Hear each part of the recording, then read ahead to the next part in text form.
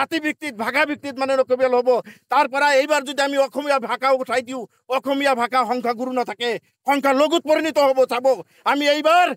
এই বংগবলীয় মুছলমানসকলে লোকপিয়লত আমি স্পষ্টকৈ কৈছোঁ আমি অসমীয়া ভাষা নিলিখিম আমি অসমীয়া ভাষা উঠাই দিম যোৱাকালি এটা পাবত গজা সংগঠনে অসমীয়া ভাষা আৰু অসমীয়া লোকক লৈ পিনে যিদৰে তুচ্ছতাচিল্য মন্তব্য আগবঢ়াইছে তাক আমি পোনপ্ৰথমে টাইম জগতত অসমীয়া ধিক্কাৰ জনাইছো আৰু তেওঁলোকে যদি ভাবিছে যে অসমত থাকি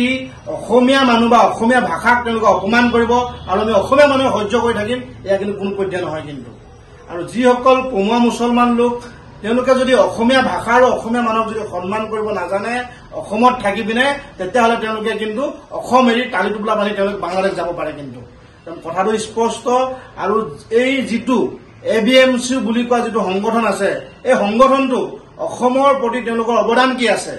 তেওঁলোকৰ অসমীয়া জাতি হত্যা গঠন কৰোঁতে তেওঁলোকৰ অৱদান কি আছিলে তেওঁলোক চাব এই সংগঠনটোৱে কেৱল এই অসমীয়া জাতি বিৰোধী বা অসম বিৰোধী তেওঁলোকৰ মন্তব্য আগবঢ়াই থকা আমি দেখা পাওঁ আমি সেইবাবে এই সংগঠনটো অসমত সম্পূৰ্ণৰূপে নিষিদ্ধ ঘোষণা কৰিবলৈ আমি দাবী জনাইছো আৰু লগতে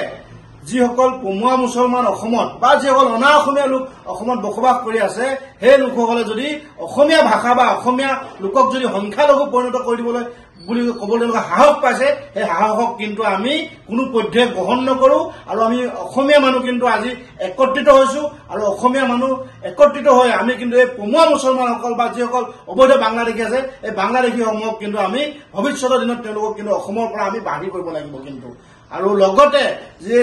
অসম চৰকাৰে যি অবৈধ বাংলাদেশীৰ ওপৰত যি উচ্ছেদ অভিযান চলাই আছে তাত আমি টাইম যুৱ পৰিষদে আমি আদৰণি জনাইছো আৰু আমি অসম চৰকাৰৰ আমি দাবী জনাইছো এই যি এইটো কি কয় যিসকল লোকে অসমত যিসকল লোকে অসমীয়া ভাষা ক'ব নিবিচাৰে বা যিসকল পমুৱা মুছলমানে অসমীয়া ভাষা সংখ্যালঘু পৰিণত কৰি দিম বুলি ক'ব বিচাৰিছে সেই লোকসকলক অনাগত দিনত সেই লোকসকলৰ ভোটাধিকাৰ কৰ্তন কৰিবলৈ আমি অসম চৰকাৰৰ প্ৰতি আমি দাবী জনাইছো ধন্যবাদ আপুনি বিচৰা বাতৰি পাব কেৱল নিউজ 18 এপত নিউজ 18 এপ ডাউনলোড কৰিবলৈ স্ক্যান কৰক এই QR কোড গুগল প্লে ষ্টৰতো পাব এই নিউজ 18 এপ